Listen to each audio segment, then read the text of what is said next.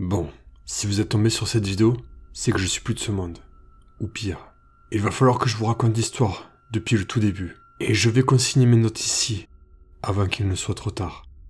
J'ai toujours été attiré par l'occulte et le fantastique. Quand...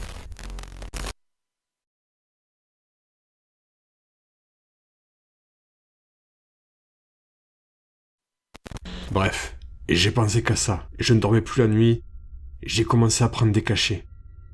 Et c'est là que je l'ai vue pour la première fois. Elle s'appelait... Elle était si belle dans mes rêves. Mais ce n'était pas qu'un simple rêve idiot. Tous les soirs, elle était là.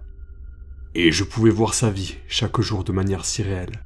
Ça finissait toujours de la même façon. Elle me murmurait une phrase que j'arrivais pas à comprendre.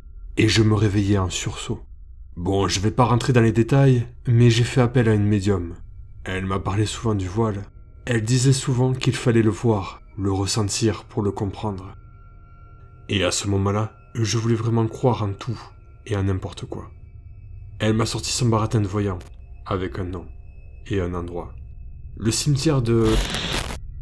J'ai remonté la piste, et c'est là que je l'ai vue. Elle était morte, la veille du jour où j'ai commencé à rêver d'elle. C'est rare, mais elle avait sa photo sur sa pierre tombale. Je pensais devenir dingue, mais j'étais tellement loin de me douter de la suite. Bref, le soir même j'ai fait un rêve, enfin, un cauchemar plutôt. J'ai vu ce type, ce gros porc. Elle n'a même pas remarqué sa présence.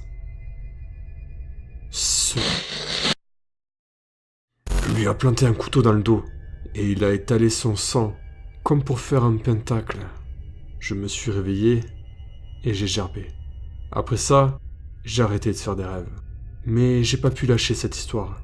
J'ai appris par les journaux et par internet que sa mort et certains morceaux de ses rêves étaient fidèles à 100%.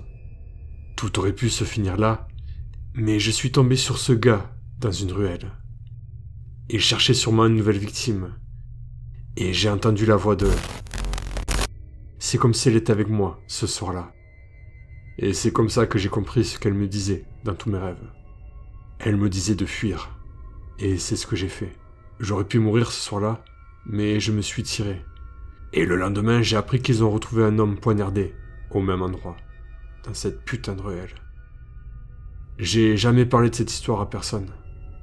J'ai fini par reprendre une vie presque normale.